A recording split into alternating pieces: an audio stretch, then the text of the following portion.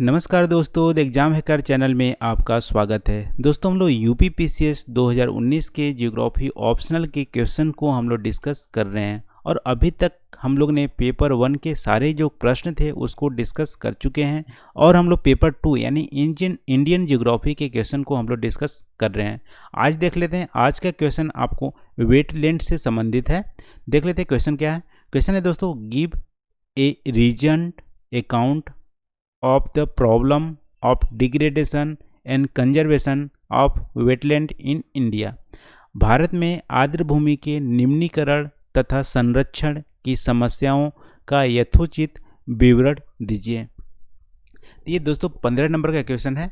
इसमें पूछा गया कि वेटलैंड का जो प्रॉब्लम्स हैं, जो डिग्रेडेशन हो रहे हैं वेटलैंड्स में, निम्नीकरण वेटलैंड्स का हो रहा है, आर्द्र भूमि का निम्नीकरण हो रहा है, उसका कारण क्या है और उसके संरक्षण की समस्याओं के लिए क्या किया जा रहा है इंडिया में, उसको आपको यहाँ पे डिटेल देना है, विवरण देना है।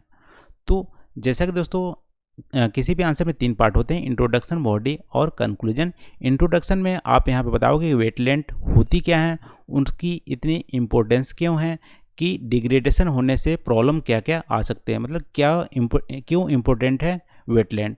तो वेटलैंड दोस्तों एक एक्वेटिक इकोसिस्टम होती है जिसमें सैचुरेटेड वाटर होती है। सैचुरेटेड वाटर सीजनली भी हो सकते हैं, परमानेंटली भी हो सकते हैं, और डेप्थ ऑफ वाटर जो होती है 6 मीटर से ज़्यादा नहीं होनी चाहिए। यानी देख लेते हैं वेटलैंड क्या है, एक एक्वेटिक सिस्टम है, एक ऐसा एरिया जहाँ पे पानी जमा होता है और पानी जमा हो सकता है सीजनली हो सकता है 4 महीने के लिए पानी जमा हो रहा हो या हमेशा 12 महीने के लिए पानी जमा हो रहा हो, और लेकिन पानी जो जमा हो रहा है उसकी पानी की जो डेप्थ होगी 6 मीटर से ज़्यादा डेप्थ नहीं होगी। ऐसी एरिया को वेटलैंड बोला जाता है। ठीक है, वेटलैंड क्या है, एक एक्वेटिक इकोसिस्टम है। तो वेटलैंड का एग्जांपल आप देखोगे तो पॉन्ड्स हो गए, मार्सेस हो गए, फ्लड प्लेन हो गए, डेल्टाज हो गए, स्टोरीज हो गए, कोरल रीफ हो गए, पैडी फील्ड यहाँ देखोगे कि सीजनली यानी कि यहाँ पे 3-4 महीने ही यहाँ पे वेट होंगे, फिर भी इसको वेटलैंड बोला जाता है। तो यहाँ पे देखो परमानेंट, तो आप देख सकते हो पॉन्ड्स, मार्सेस, फ्लड प्लेन ये परमानेंट होते हैं वेट, लेकिन पैडी प्लेन यहाँ पे सीजनल वेट हो सकते हैं। ये सारे वेटलैंड का एग्जांपल है और सारे ही एक्वेटिक इकोसिस्टम है। अब देखो एक्वेटिक इकोसिस्टम यदि बात करें तो रामसार कन्वेंशन है इंटरनेशनली, वो क्या करते हैं, इंटरनेशनली जो इम्पोर्टेंट है वेटलैंड उसको कंजर्व करने के लिए कुछ वहाँ पे नियम कानून बनाए गए हैं। तो एज पर रामसार कन्वेंशन 37 रामसार साइट है इंडिया में, यानी कि इंडिया में 37 वेटलैंड्स हैं जो इंटरनेशनली इम्पोर्टेंट हैं और ये रामसार कन्वेंशन द्वारा इसको आइडेंटिफाई किया गया है। लेकिन इंडिया की बात करें तो इंडिया 5 लाख से ज़्यादा वेटलैंड्स हैं जो अनआइडेंटिफाई हैं। अब देखिए वेटलैंड की बात करें तो वेटलैंड पूरे अर्थ में 6% एरिया में फैला हुआ है, लेकिन 40% ऑफ प्लांट और एनिमल की डाइवर्सिटी है वेटलैंड से पाई जाती है। अब समझो 6% एरिया और 40% का वर्ल्ड का जो डाइवर्सिटी है वो 6% एरिया में रहती है, यानी बहुत ही डाइवर्स आप बोल सकते हो हैबिटेट है एक वेटलैंड। इसलिए वेटलैंड का डिग्रेडेशन यदि होता है तो 40% जो स्पीसीज हैं प्लांट की, एनिमल की, उसका डिग्रेडेशन हो जाएगा। इसलिए वेटलैंड का कंजर्वेशन बहुत ही ज़रूरी है। अब इंडिया की बात करें तो इंडिया में वेटलैंड की जो निम्नीकरण हो रही है उनके लिए क्या क्या कारण है, तो उनके लिए देख लेते हैं कि reduction in inflow of fresh water. अब देखो ये द हिंदू जो न्यूज़पेपर है उसके सोर्स से लिया गया है। तो यहाँ पे है reduction in the inflow of fresh water to wetland. Wetland area में इनफ्लो यदि फ्रेश वाटर कम हो रही है, यदि कम होंगी तो देखो वहाँ पे वाटर कम पड़ेगा तो वाटर की सैलिनिटी बढ़ जाएगी, सैलिनिटी बढ़ जाएगी तो वहाँ पे जो एक्वेटिक जो जीव जंतु हैं वहाँ पे, तो पहले वो फ्रेश वाटर में रहते थे लेकिन सैलिनिटी बढ़ जाने से क्या होगा, उनका विलुप्तीकरण हो जाएगा। तो पहला निम्नीकरण का क्या रीजन्स है, reduction in inflow of fresh water in wetlands. यदि इसका एग्जांपल देखें तो अष्टामुंडी केरला की जो लेक है वहाँ पे फ्रेश वाटर की कमी बहुत ज़्यादा हो रही है और वहाँ जो लेक है हाइपर सलाइन होने जा रहा है। इसकी वजह से वहाँ जो प्रोडक्टिविटी है उस आप बोल सकते हो वेटलैंड की वो बहुत ही ज़्यादा कम हो रही है। फिर दूसरा जो रीजन है dumping of waste into wetland. क्या हो रहा है कि आजकल जो अर्बन लैंड है, अर्बन एरिया से बहुत सारे जो वेस्ट हैं वेटलैंड में डंप किए जा रहे हैं। अब डंप करेंगे तो क्या होगा, एरिया कम हो जाएगी, वहाँ पे हैबिटेट लॉस हो जाएगा, उसकी वजह से क्या पोल्यूशन लेवल बढ़ जाते हैं।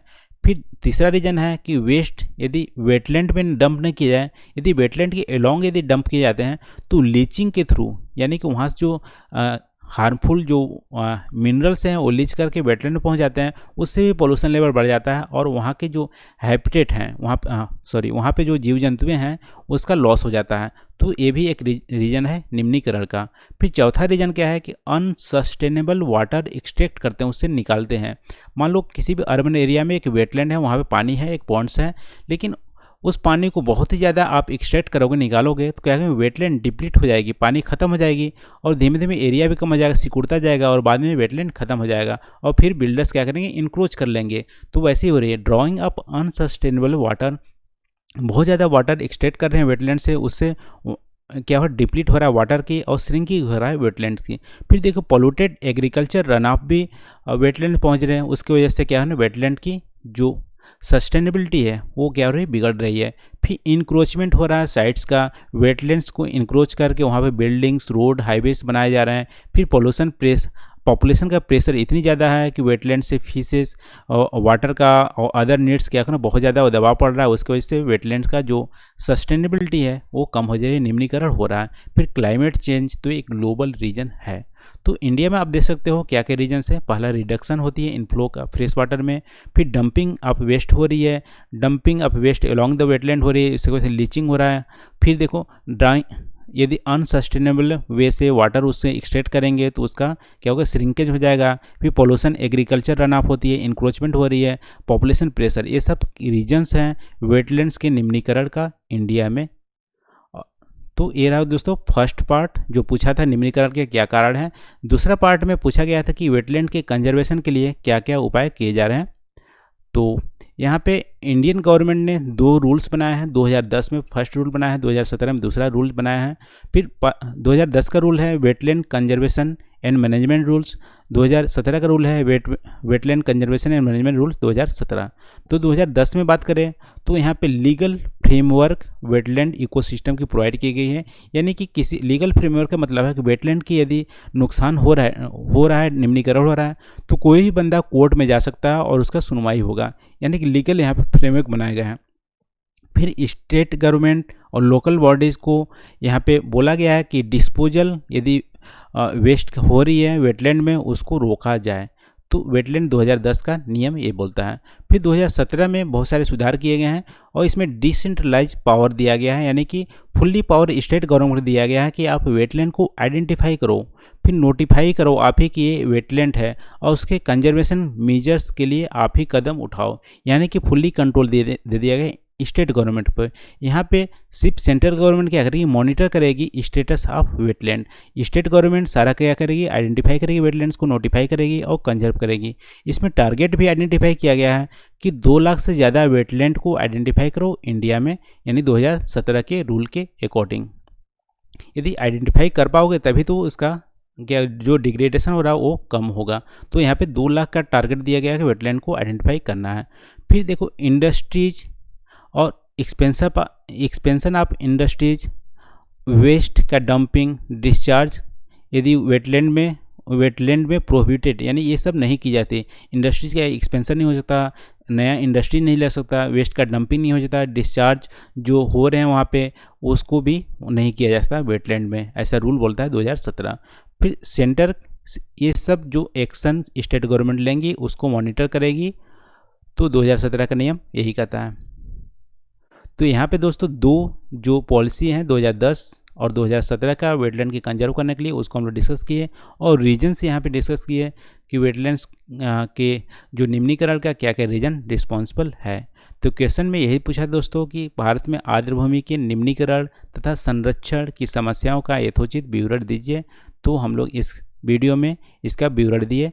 आई होप इस वीडियो देखने के बाद आप जो क्वेश्चन है उसको अच्छे से आप कर ले जाओगे।